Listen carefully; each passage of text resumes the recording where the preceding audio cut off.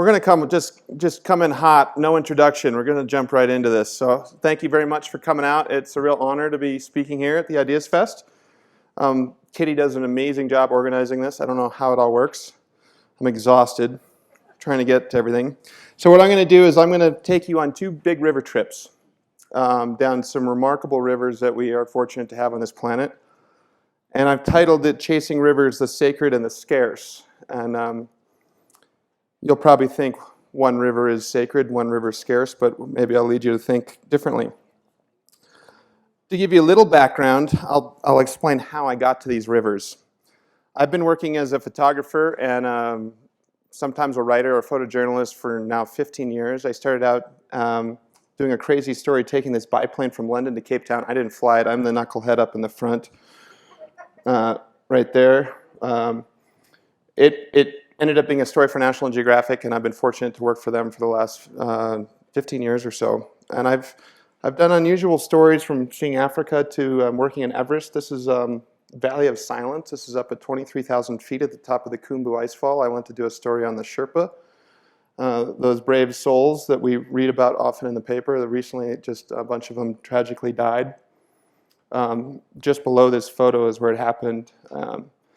But I'm showing you these because all these stories I've been doing over the years have been really other people's stories or other people's ideas.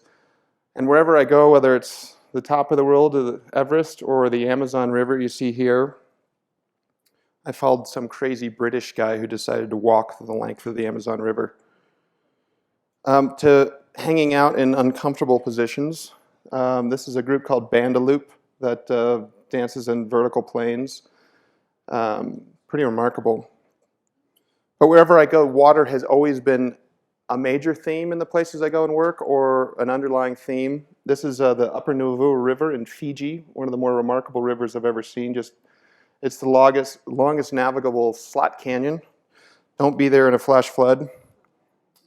To the eastern side of Africa and the highlands, where amazingly the Samburu, relatives to the Maasai, are very sophisticated with water. They actually use their cell phones now with a system called M-Pesa, and they actually can buy their water rights through their cell phone, through little meters on water managing systems. So in many ways, in part because they have to think about water all the time, they're a little bit ahead of us. So after years of running around to foreign places, I guess you could say my wanderlust experienced a little bit of shrinkage. This was actually a photo. This was actually me because nobody was dumb enough to jump in. But this was a trip through Antarctica, looking at the frozen rivers and the frozen freshwater systems that we're losing and changing drastically in the southern tip of the world. That was 31-degree water, colder than freezing because it's so salty. I highly urge not to do that. This is the coldest swim ever. But I decided it was time to come back and do a story closer to my heart, jump into a pond closer to home. And so I did just that. I came home actually to this valley to think about a story that originates actually in the field. This is one of the fields that our family owns. We call it the back draw, and our family members, we all spent time running around, pushing around sprinkler systems or flood irrigation.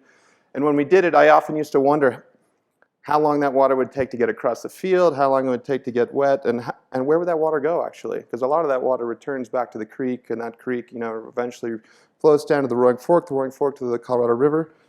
Would it reach the sea? If it did, how long would it take? Why not follow it? Very simple question. So this is the Colorado River. I'll try to laser point both sides, but I'll probably stay on this side because it's easier. We're sitting right about there, and on a map, the Colorado River starts up there at Rocky Mountain National Park. And so the big question was, where does this river go and what becomes of it? It's said to be the most loved and most litigated rivers in the world. It goes through 7 states, 2 countries. I knew quite a bit about this area, and to be clear, we're actually sitting in the headwaters where we are right here. Give you an example. This is a photograph I took literally just right over there. That's Pyramid Peak next to the Maroon Bells. Maroon Bells is over there. The Maroon Bells is over there, if you see. This is our watershed. This is the top of the Colorado River. This is where all the snowpack melts off and drains down and forms Lake Powell, Lake Mead. This supplies all the major cities in the Southwest. It all originates right here where we're sitting. And it's changing. For instance, this photograph I took the day after Christmas. That's Pyramid Peak. That's 14,000 feet. That should have more than what you see there. That's about 3 inches of snow. We've been seeing these late cycles with weather where the weather comes in very late, very thin snowpack, then it'll build up. We have a later snowpack. You're seeing some of the residual effects of it now. We're also getting this unusual phenomenon that's happening in the last decade or so, this dust on snow, and it usually blows in late spring, usually around April, and that's due to increased development happening to the west of us. And it stirs up, this is more road development for oil and gas, more cities, everything, and it stirs up dust in the air. And it comes our way, we get the snowstorm, and we get this yellowish tint, this brown tint, this orange tint on the snow. It's ugly for skiing, you know, that's one concern skiers have. But the big concern is that these particles, they actually retain the sun's temperature, the heat, and they melt the snow off faster. It's called transevaporation, and we're losing about 5% of the river at a faster runoff rate. And the soil, it's just rushing past. The soil can't collect it. So we're starting to lose some of our river quicker. Now, the demands for the Colorado River start very quickly. They start just up the pass here, just over the pass from here, over Independence Pass. This is above Leadville. This is called Fremont Pass. This is a molybdenum mine, and this is actually the start of 3 rivers. This is the Blue River that's a major tributary to the Colorado. The Colorado on the map starts up there, but keep in mind this is all the watershed.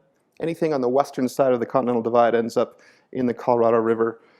The Eagle River comes out here. And then this is kind of the pinnacle of the Continental Divide, this point right here. And so this drainage out this side actually goes into the Arkansas. The Arkansas goes into the Mississippi. So you're seeing the dividing point of where our water goes into the Pacific and the Atlantic.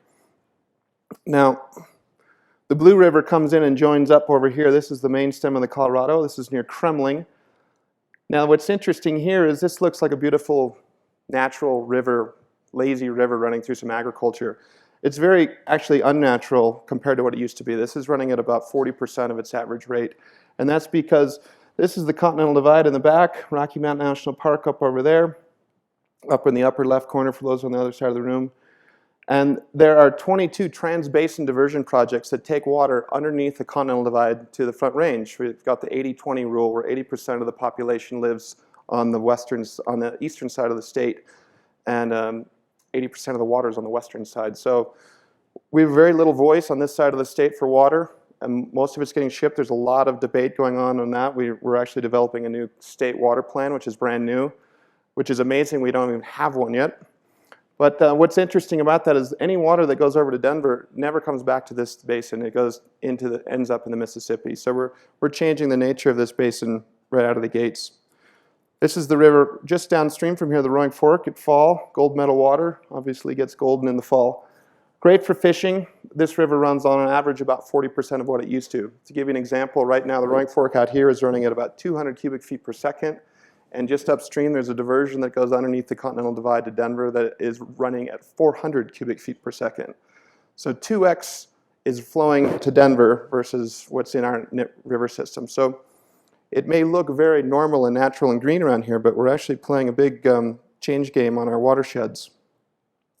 Now there's a lot of hay and agriculture in this area and all the way down the Colorado River. That's basically where most of the water of the river system goes. It's 80%, 70 to 80%. I think it's actually coming down much in part to sprawl. That's a spring branding scene. But a lot of it goes to hay for cattle, some to horses.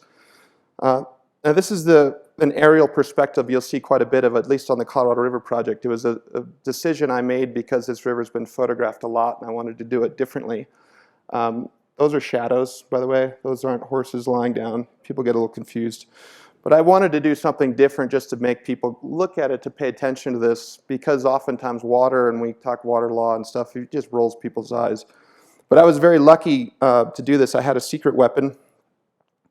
I had this character on the side over here. That's my father, my old man. He's actually a great pilot, and I hired him. Got to pretend to boss him around. Didn't really work out. He's actually in the audience, which is fun to have him here.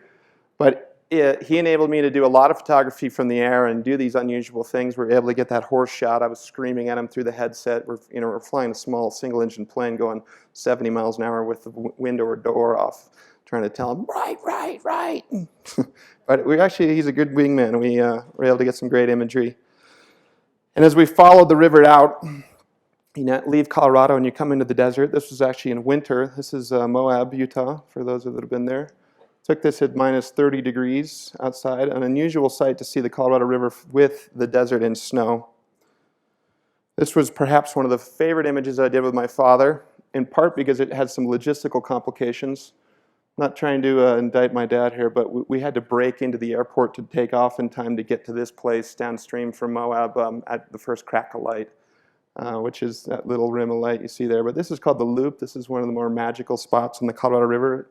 It's right at Cataract Canyon. The Green River, which is actually the longest tributary, comes in below this. It's also Canyonlands National Park, where we see some of these spectacular arches like Mesa Arch. Much of this area that's the Colorado Plateau uplifted. The Colorado has helped shaping this area. And you see some unusual sights too.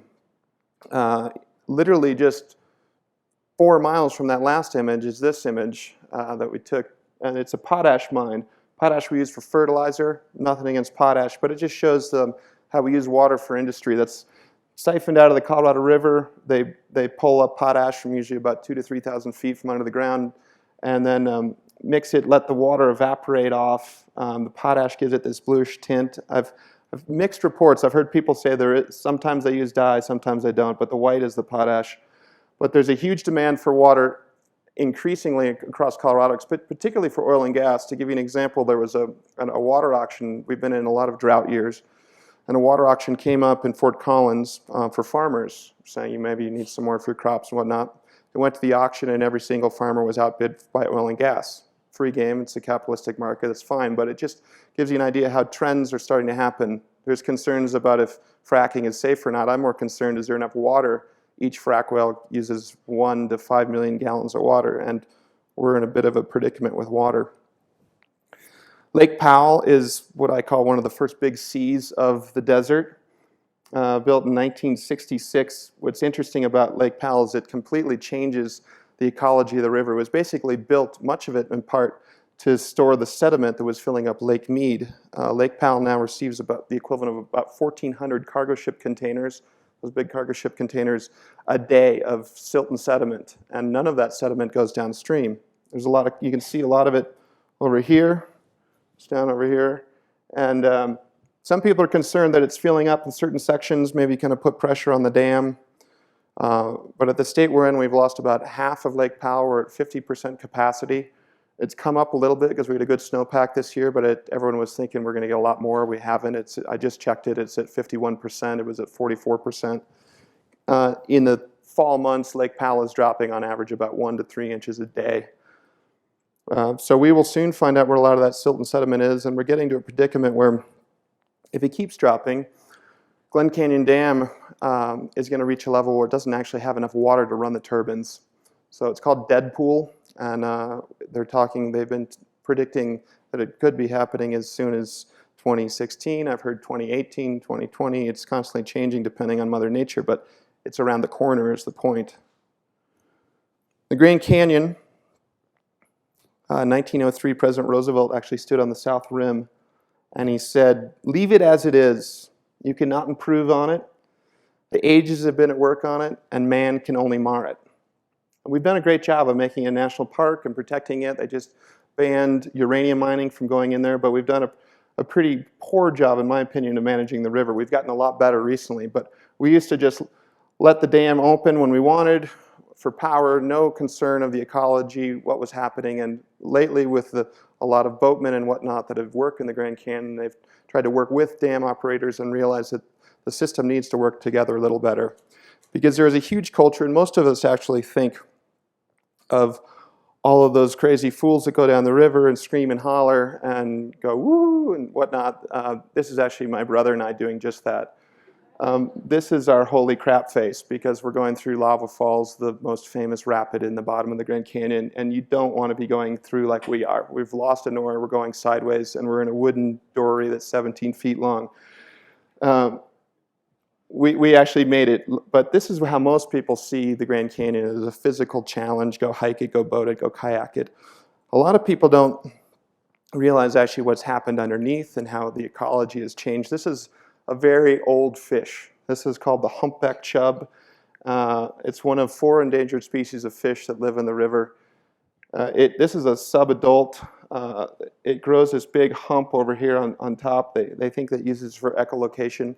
This is taken in a little tributary that comes in from the south called the Little Colorado, and it's calcium rich. It gives it that milky color.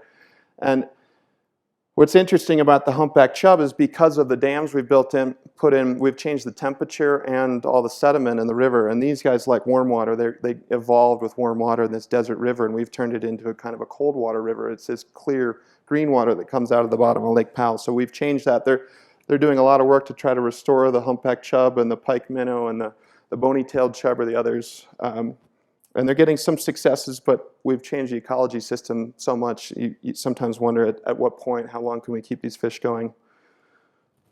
And there's another part of the Grand Canyon at least, but other places of the river too, where many people don't realize that it is still very sacred for many peoples. For instance, the Hopi, Navajo, and Hualapai Indians still come down here and consider it somewhat of a spiritual mission. They will pray for 3 days. Just recently, I went down the Grand Canyon with some friends and my brother, and took this image. These are the old Anasazi granaries where they used to store their food to keep them away from rodents and also from moisture, and I lit them up with flashlights. Remarkable spot, but to think that people have been coming here for so long, and then to actually run into these river trips of indigenous people going down, and say it's, they've come down to do these remarkable ceremonies. For instance, just happened upon this Hualapai elder who has gone out and collected wild tobacco up a little secret canyon further downstream in the Grand Canyon, and they're bringing it up this little slot can. And we were just going up there to play as your average tourist, but they've gone up there actually to cleanse this tobacco and then bring it back for their ceremonies.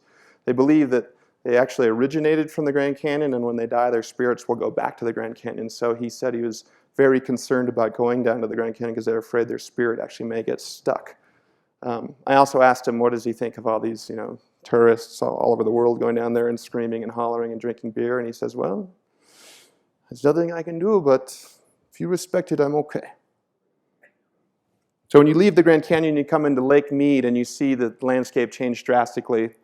Hoover Dam, built in 1935, was once the largest dam in the world, 735 feet high.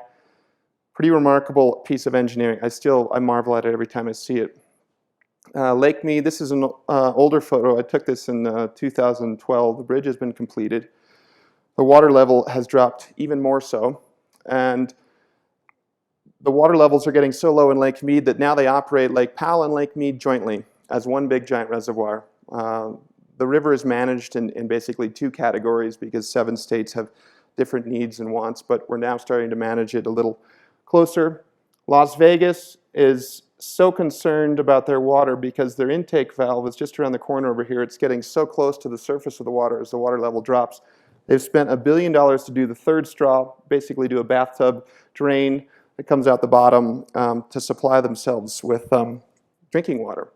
The $1 billion comes at a cost to who? It comes to Vegas, but it's the interesting point of water is we all think water is free, and it should be if you go get it, but the infrastructure cost to get water to us is what's so complicated. Vegas, of course, is the oasis dream. I used to point my finger at it and beat them up and blame them for drying the river. Vegas hardly existed when they wrote the original law of the river in 1922 called the Colorado Compact.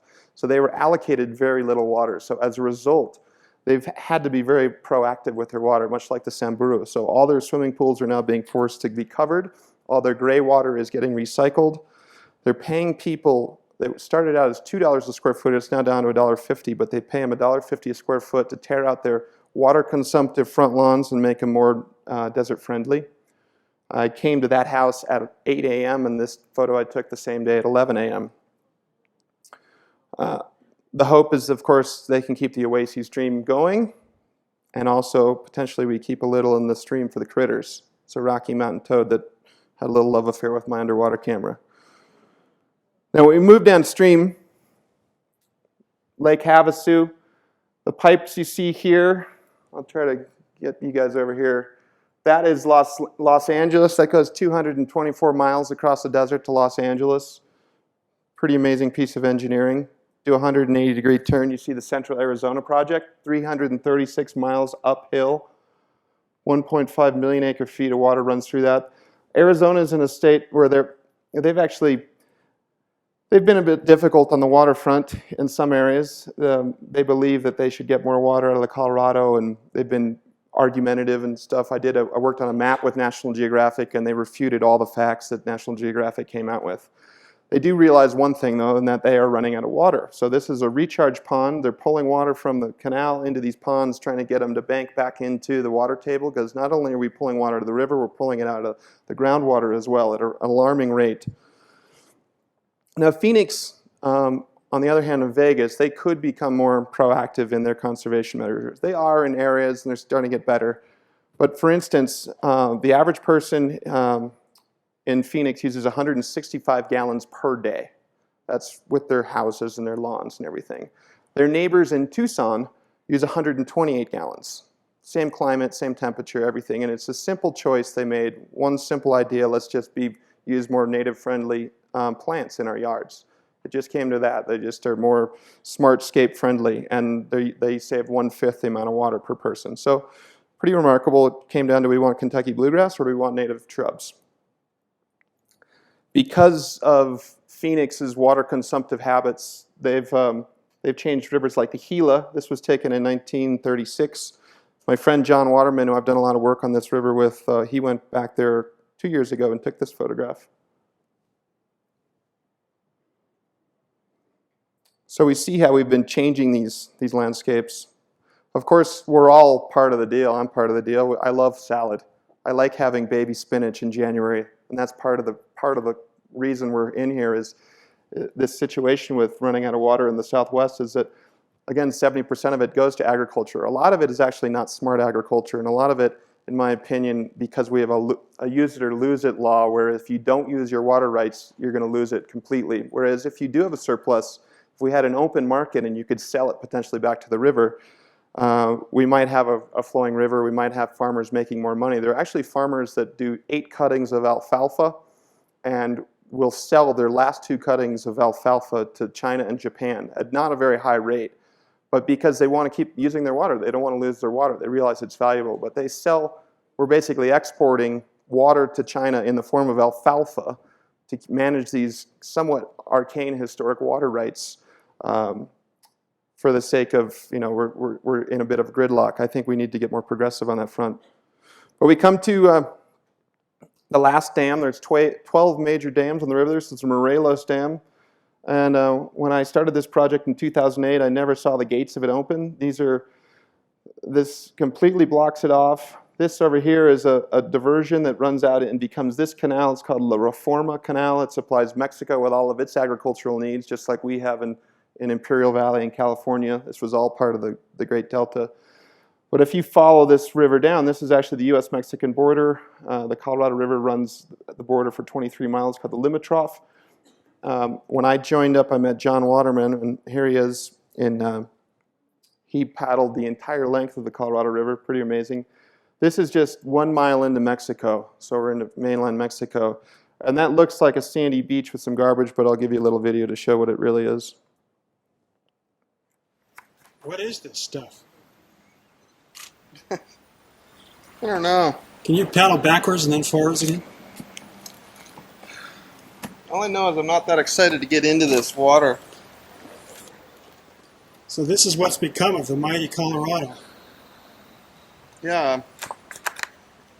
You tried? So we packed up those little pack rafts and we walked and ended up walking 90 miles. I did that in 2008. We had to do a couple trips. John did put his foot in that water. It got completely septic. That little foamy stuff is called turtle poop. For those that are curious, it's actually a tannin that mixes. There are a lot of toxic stuff from fertilization and whatnot. The river's reused 8 times by the time it gets there. But we walked this section. Some sections were strikingly beautiful, more wild than even other sections I'd seen in the river, to my amazement, even though it was dry. This was the delta. It was the largest desert estuary in North America. This is what it looked like in 1913. Carried on, it pretty much looked like this until 1960, until we built Glen Canyon Dam. This is what it looks like in 2012 and recently. There were 20,000 kokopah that lived down here. There was 3,000 square mile delta full of cottonwoods, jaguars, totawava, the giant sea bass that would get to 12 feet long. Pretty remarkable area, and we have completely decimated it and just taken it off our watch, basically. We've just watched the river go completely dead, and it's pretty amazing to me. I understand in part how it happened is because it's in the middle of nowhere. It's a place we don't go. If the Colorado River ended in San Diego, I can guarantee you it'd still be running. But because it runs in the middle of a very hot, kind of tough section in Mexico, it's easy to kind of keep off our radar. This is an aerial shot looking down on one of the kokopah fishing boats. Occasionally there are big high tides that come up there, so they leave their boats out there. But that guy in the last image, he learned to fish in that area, and he hasn't been fishing. Most of the kokopah have left. There's about only 1,500 of them.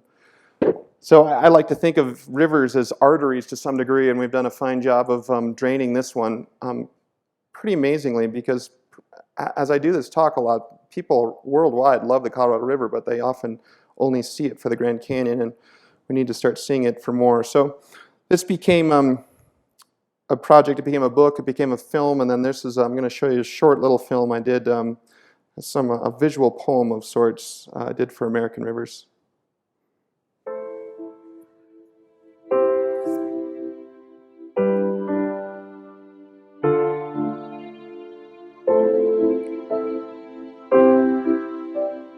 I have run these canyons for 6 million years.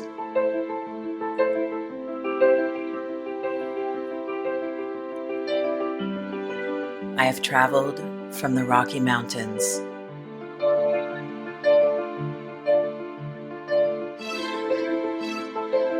to the deserts, through scorching heat and freezing cold, from the land of the dinosaurs to fields of food.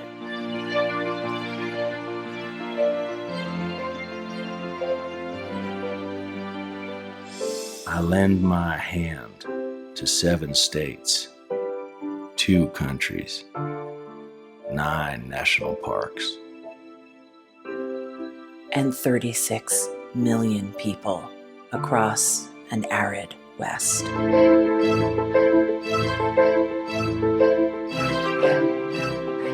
I am not the strongest or the largest, but I am the hardest working.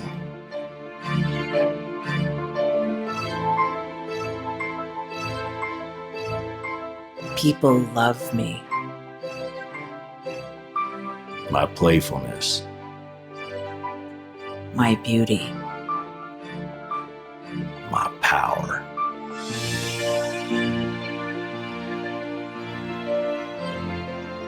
My life.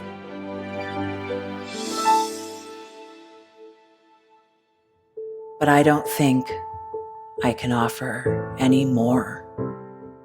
I am I am tired, tired, tapped, and tied. Of the hundreds of major rivers in the world, I am one of the few who no longer kisses the sea. Battles to harness my soul have been won and lost. Use me wisely, and I will sustain you. Use me like you have, and I will break. My name is Red. The Grand River Red. The American Nile. The Canyon Maker. I am the Colorado River. And I am the most endangered river in America.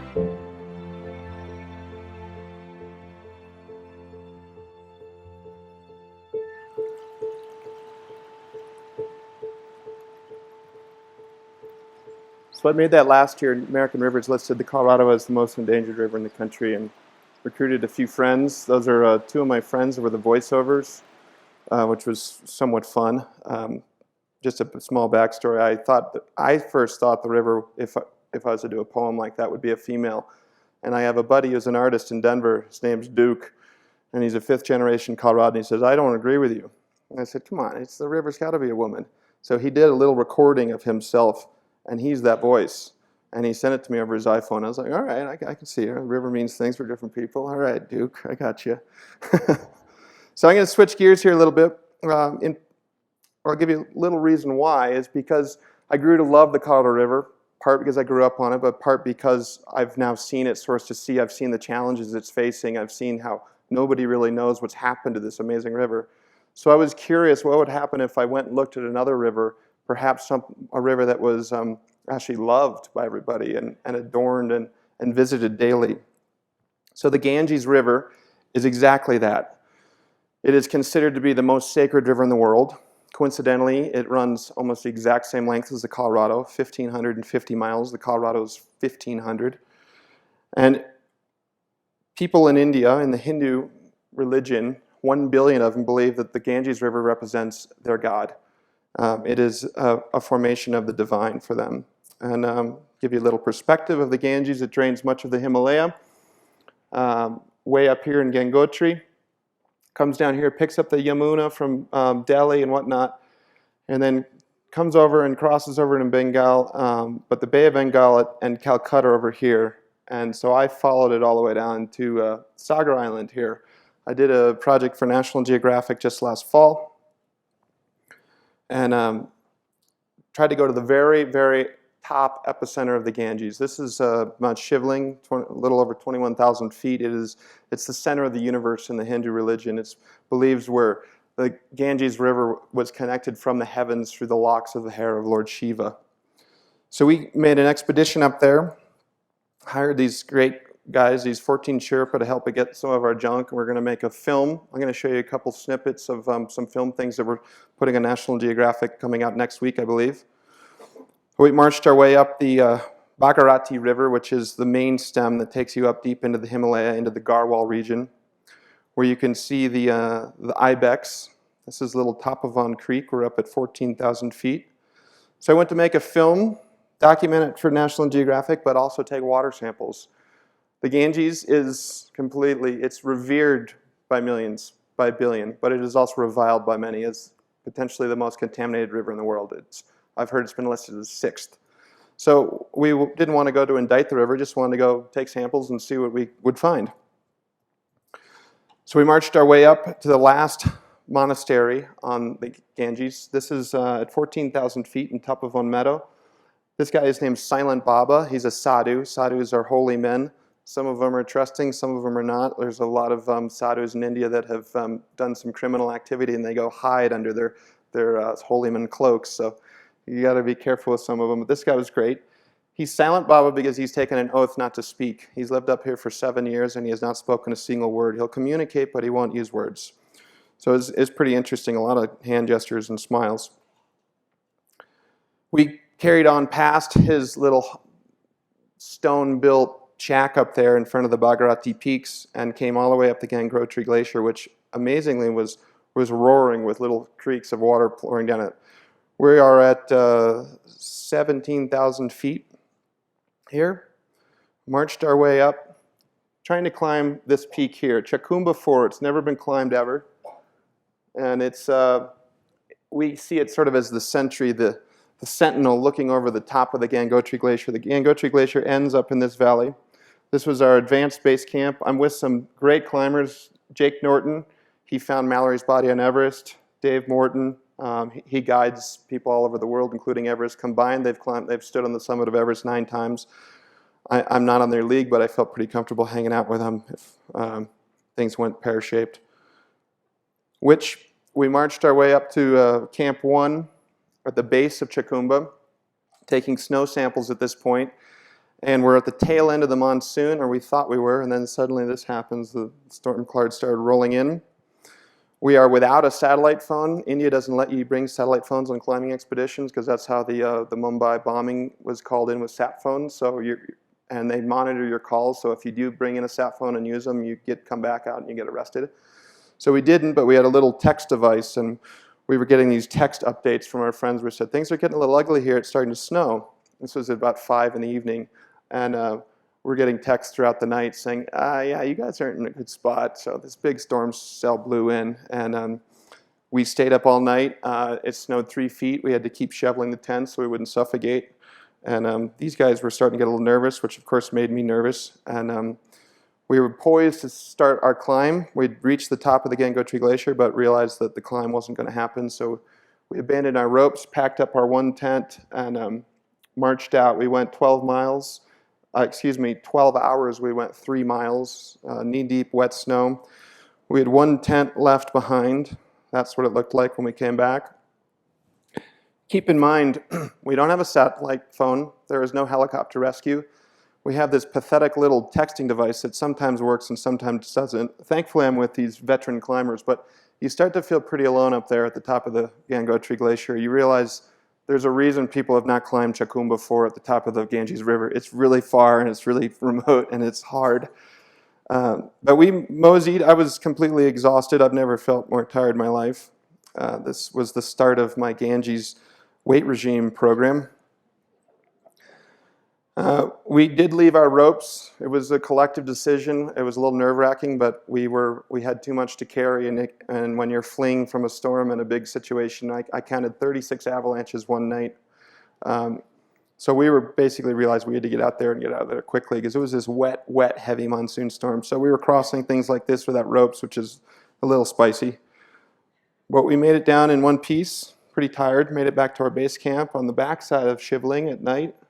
Never thought a little tent would be so great to see, particularly because it was still standing.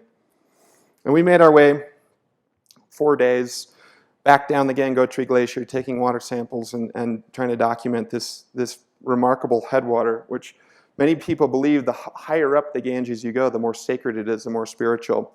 But what's fascinating is it's retreating. The glacier is retreating at 60 meters a year. You can see the old glacier line here, and you can see where the glacier is down in here. So it's just shrinking its way up the valley like so many of the glaciers are around the world.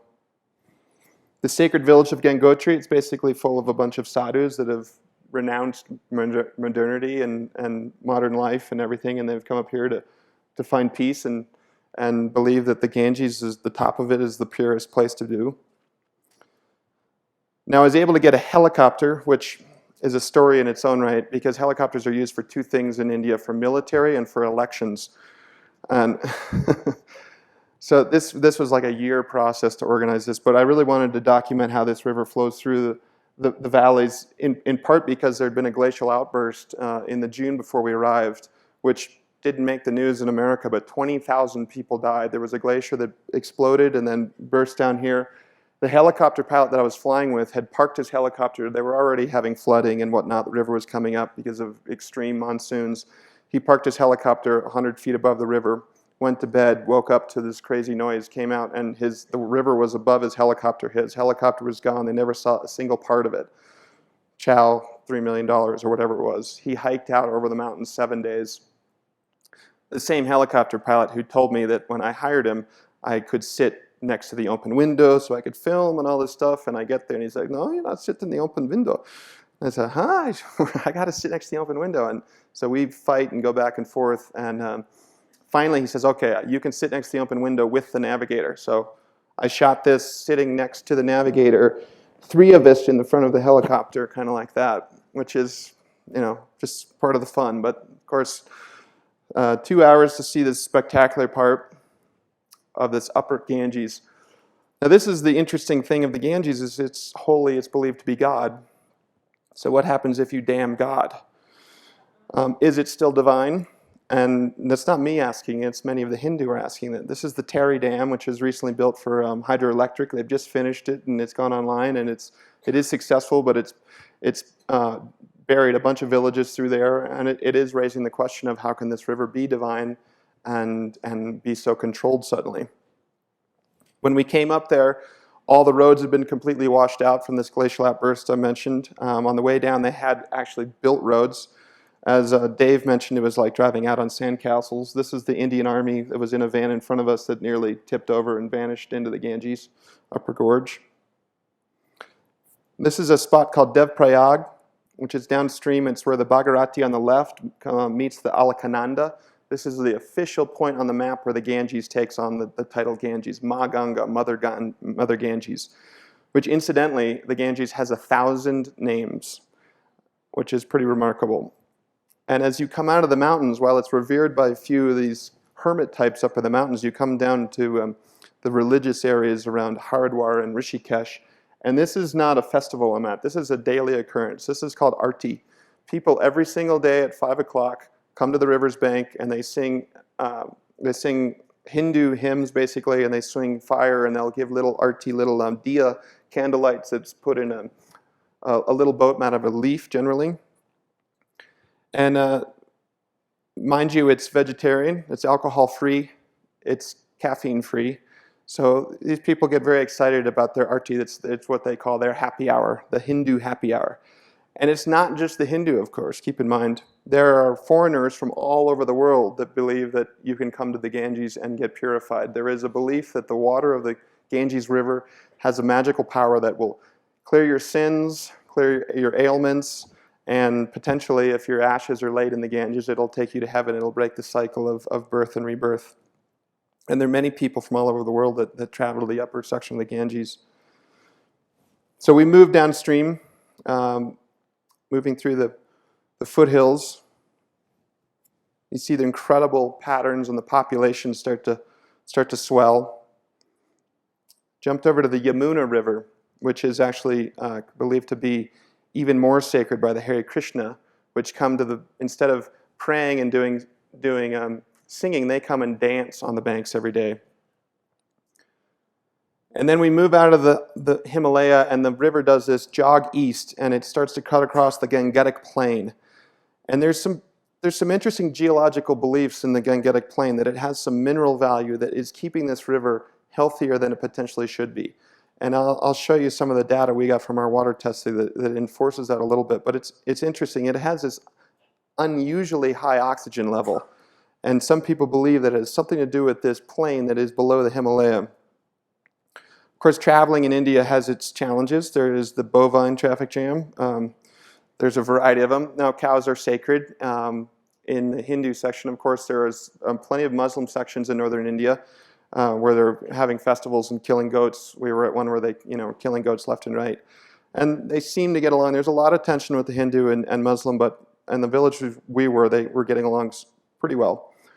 Now, what's amazing about the cows is they'll sit in the pavement in the road, the middle of the road, and they do not move. And while they are considered sacred and people like them, they sadly are usually starving and just eating plastic. This is in front of Taj Mahal. Most people go to India to go there. We, of course, went to go to the worst spot in front of the Taj Mahal. Nobody ever goes here, and there's probably a reason, because it's just a fecal nightmare. This was some of the most disgusting water I've ever seen, but we felt obligated to tell the story that we needed to take water samples. So we're taking little jars back with us to do heavy metals, and this is a device that I use to do oxygen and nitrates. This gives you an idea. This is the Yamuna, which is coming out of Delhi, one of the largest tributaries of the main stem of the Ganges. This is the dissolved oxygen content that we measured, and that's Agra right there. So it came in at 0. I thought the device was broken. I went back and tested it in water, in a glass of water next to me. It was fine. The water temperature in front of the Taj Mahal was 98 degrees, 0 oxygen, full of garbage, full of crap. Disgusting. I mean, I can't even describe it. There was like half-eaten monkeys. There was just everything repulsive, and of course we waded out into it. 0 oxygen means a dead river. And to give you an idea of some of the metals we picked up, I'm just showing you zinc, because zinc went off the charts. The yellow line would be the health standard regulations for zinc. So right there in the famous tourist spot for the Taj Mahal, the river there in front is completely toxic. But what's interesting, just to back up, is you see it recover. And that's where it gets really curious, is how is this river recovering? Move down the banks, we now have coming in towards Allahabad. This is, of course, the laundromat. These are some of the untouchables that are only allowed to do laundry. And in this area, it's believed to be a lot of heavy metals from industry. Nobody swims or bathes or prays in the river. So it's actually only these folks. And this is a big barrage here. There's 4 dams on the Ganges. First place we start seeing boats and fishing activity. Of course, the people fishing would be Muslim. None of the Hindus would fish because they're vegetarian by religion practices. And as we come into Kanpur, Kanpur was originally built as a trading post by the British. This is one of the areas of the biggest leather tanneries in the world, and it's just one of the most toxic places. I just thought my eyes were going to burn out. They use chromium and lime. Temperature was probably 115 degrees.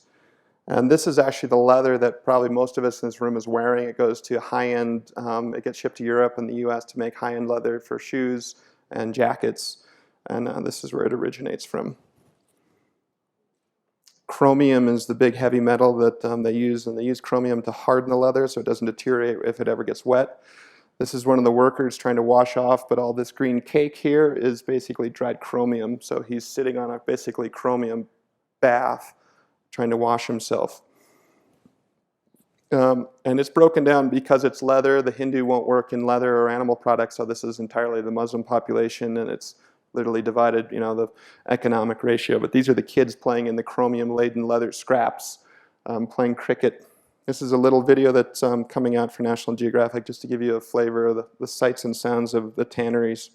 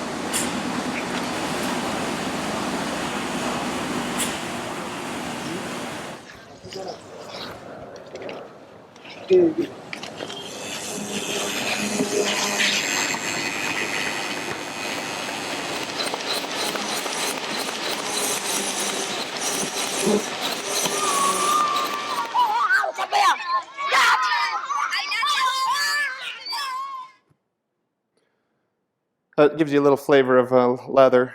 Makes me look at my shoes a little differently sometimes.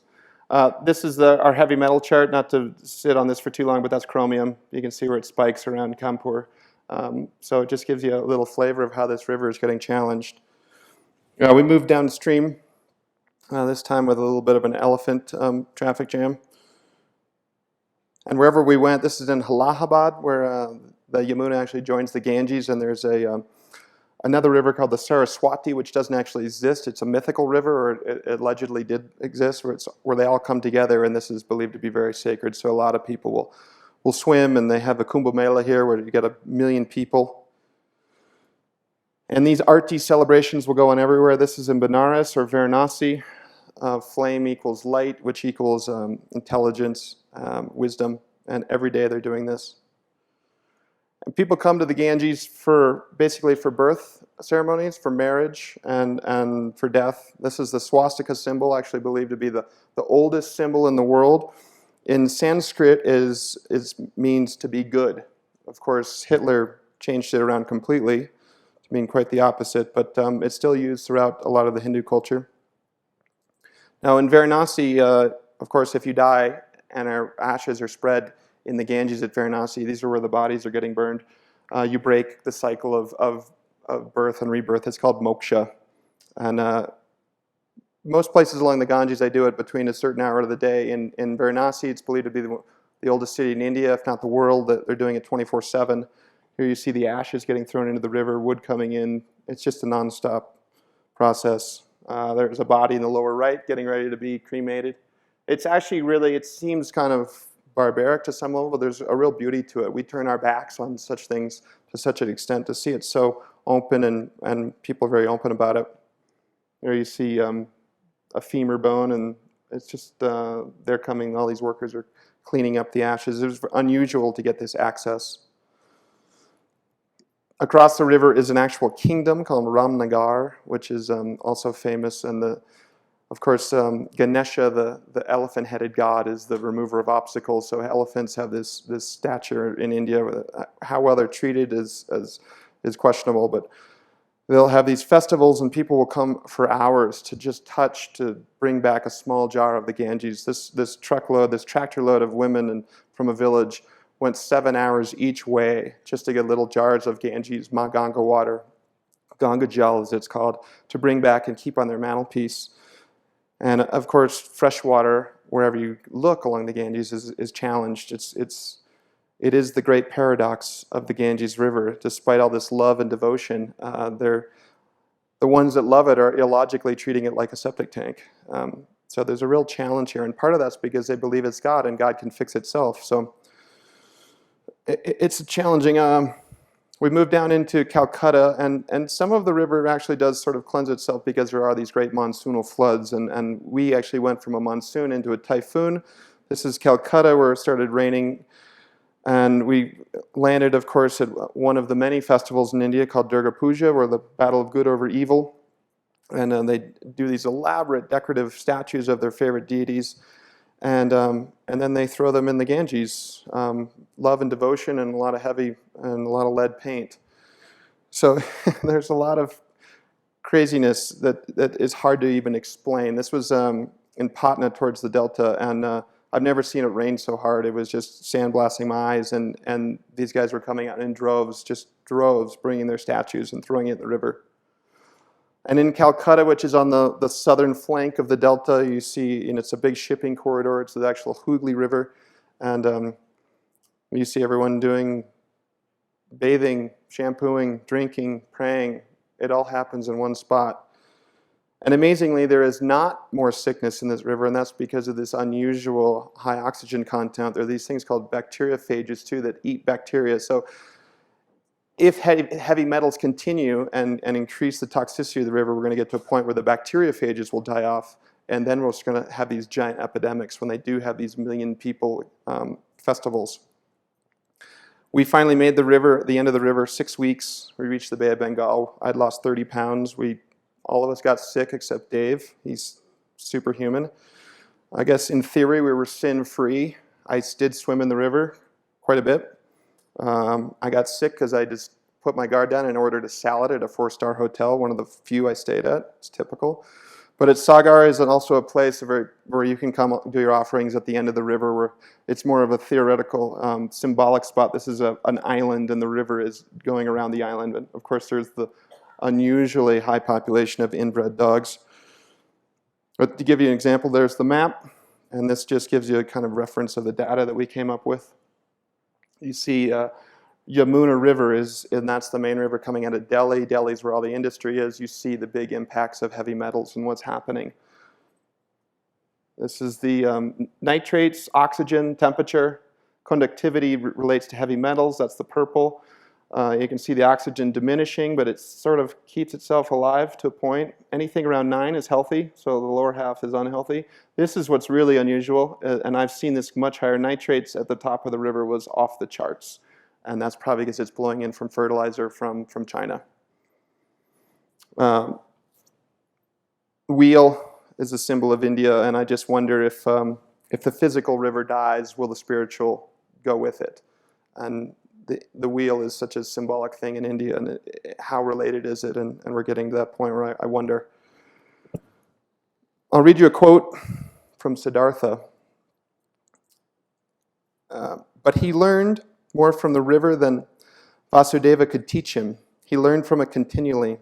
Above all, he learned from it how to listen with a still heart, with a waiting heart, open soul, without passion, without desire, without judgment, without opinions. Now, hopefully, I'm going to show you a 2-minute video here, and then I'm going to wrap up with another return to the Colorado because we're tight on time, but hopefully we will we'll start judging the Ganges in a more healthy way.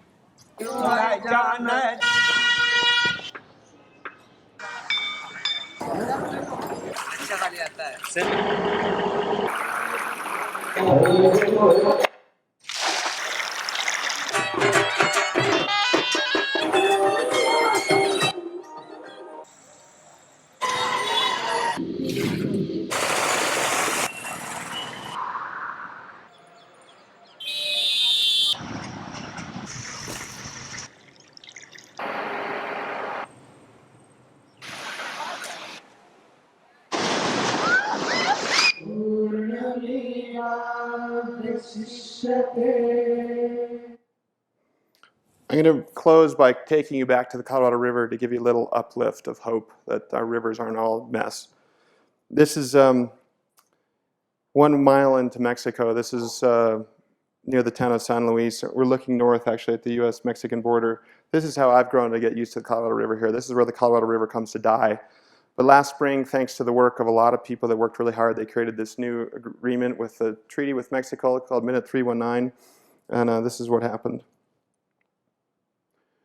It was an 8-week pulse flow. They tried to mimic a natural flood curve, and basically we've created a situation where Mexico now shares in both surplus and shortage, and also dedicates a little bit of water to the environment. And there are 260 rivers in the world that cross international boundaries. This is the first binational agreement of its kind in the world, and it's really kind of amazing that it's happened, especially with climate change, which is starting to, models are saying we're going to lose about 10% of the river. So to see this happen was remarkable. And cowboys came out and danced their horses. Within minutes, people were fishing, catching carp, of course. And we took paddleboards across the delta, and it's became the first group to actually take paddleboards to actually cross the delta in the last, 30 years. Hopefully it won't be the last. When I went in with John in 2009, 2010, this was probably the worst drudge of my life.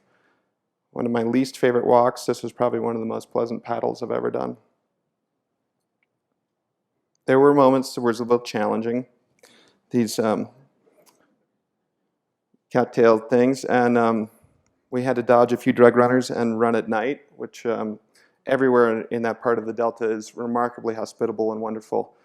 And now we have to be out here in 1 minute. Is that the truth?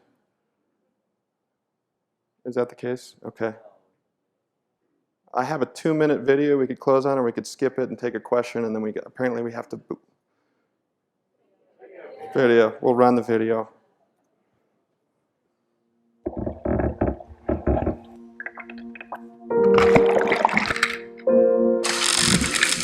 Over that, not through it. This is an improvement. I swear. You're moving.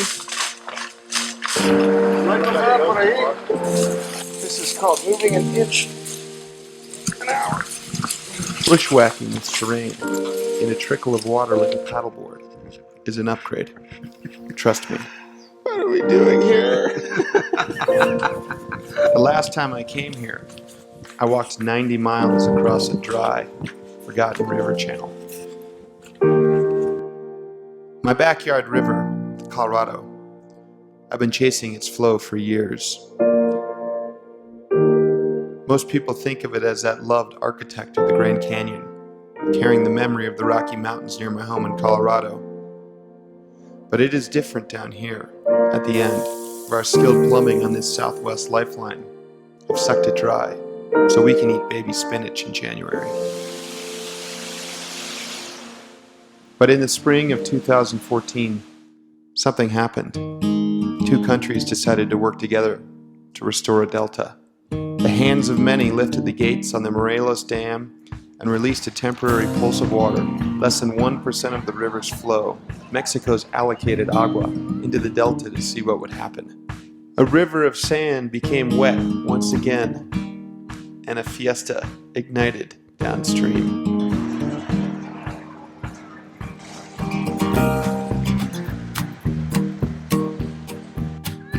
Locals celebrated the return of their Rio.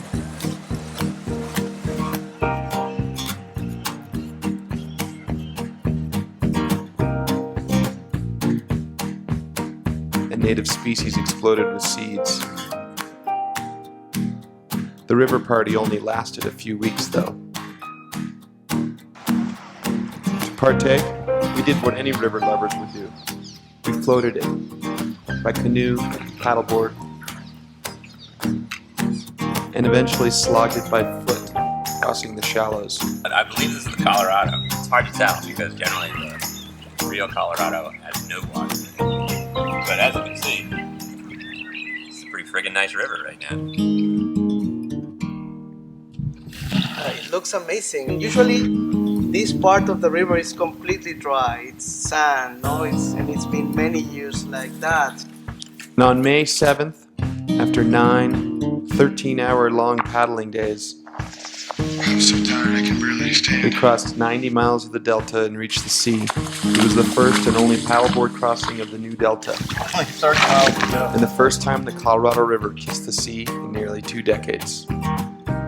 On many levels, it was a preposterous journey, foolish, and even wrong-headed. I don't feel like I'm getting anywhere. The most absurd paddleboard mission ever. It's also beautiful and symbolic that with a relative trickle, we can bring a river back to life if we try.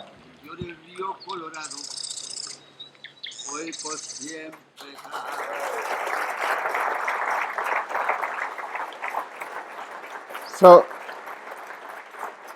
we'll just wrap it up. That's where the river made it. We ended up making it to right there, May 7th. That's our little celebration dance. And I'll close with this. And I'll just read you one sentence from Rowan Jacobson, who I worked with. He was the writer who wrote a great story for Outside Magazine that's out right now. He said, "We found the bucking, ecstatic Colorado of old right where we'd left it, romping through its old playgrounds like an oversized kid. For a few electric miles, it was in its element, and so are we." So I think that's just a kind of a global wrap-up of how I see rivers. That represents all the water in the world, all the oceans, everything, tomato, beer, you name it, that represents all the fresh water in the world. And the little dot over Atlanta you can barely see represents accessible fresh water, which is why the difference. Most of the fresh water is locked up in Antarctica and groundwater we can't access. So this is the rivers and streams and groundwater we can access. And so I think my point is that the Colorado may be scarce, the Ganges may be sacred, but in reality we have such little water that we should both think of them as scarce and sacred. So thank you very much.